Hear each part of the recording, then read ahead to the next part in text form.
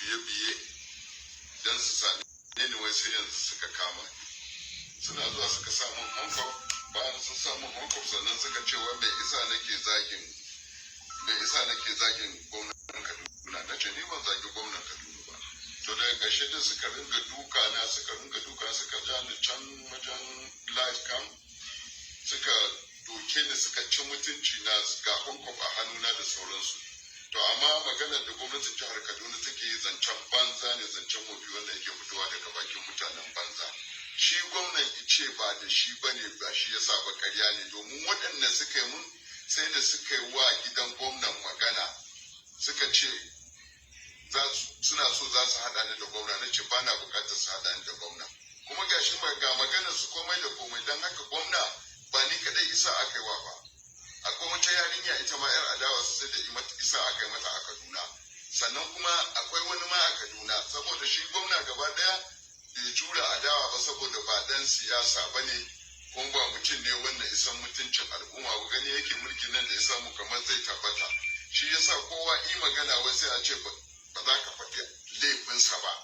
Kuma demokuraɗiyya ba ta gaji haka ba. Demokuraɗiyya a ko'ina a duniya tsarin mulkin ƙasa ya ba mutum dama ya faɗa albarkacin bakinsa. To amma shi gwamnan Kaduna Obasani mutum ne ɗan kama karya a demokuraɗiyya, kuma mutum ne wannan ita da watan 'yan ta'addan siyasa uwa inda yake shugabansu na ta'addanci na siyasa. Wannan shine magana ta gaskiya, kuma zancen banza yake.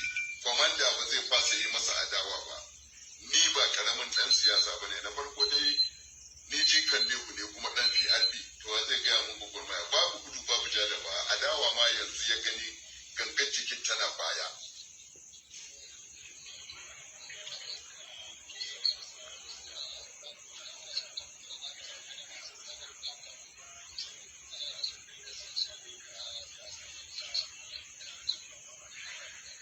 A matsayina na ɗan jam'iyyar APC kuma shugaban Arewa Media Group 19,000 State ko ina da coordinator, kuma a matsayina da ɗan Arewa zan iya shiga siyasar dukkan waɗannan jihohin na Northwest guda 7 gaba daya. Don haka bangare na ne ina da hurumi a Kaduna in gaba daidai ba in tsawatar ko kuma in faɗa wa mutane.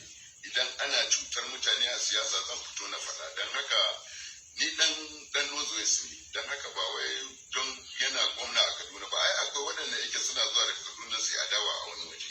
Don haka ba kai na farau ba, kuma yanzu ya fara ganin adawa.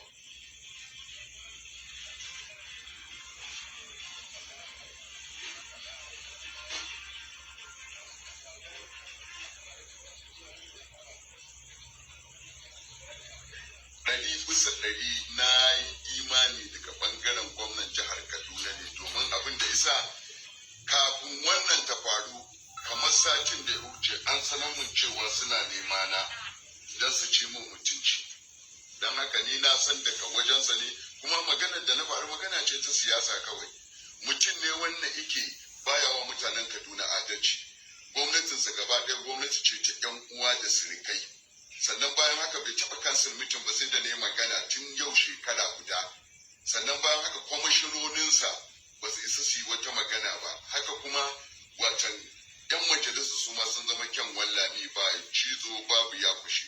Kuma hatta sakataren gwamnatinsa da chief of staff ɗinsa ga cewa babu wanda yake magana sai dai wanda ake ce masa kafu gwamna shine kaɗai a gabansa, amma an ba haka ba ya sauraron kowa.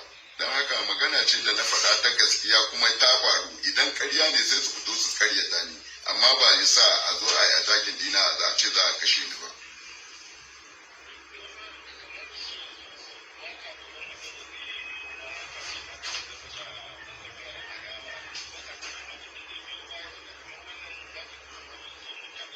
Ai so mun taɓa ne, amma ina gaya maka akwai mataki yanzu da gwamnatin tarayya ta ɗauka a kaina.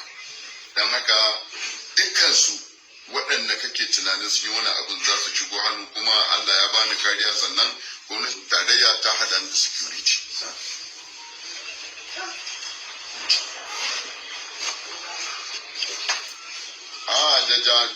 Da jami'an tsaro da kuma waɗanda suke 'yan bana bakon siyasar gwamnan Kaduna.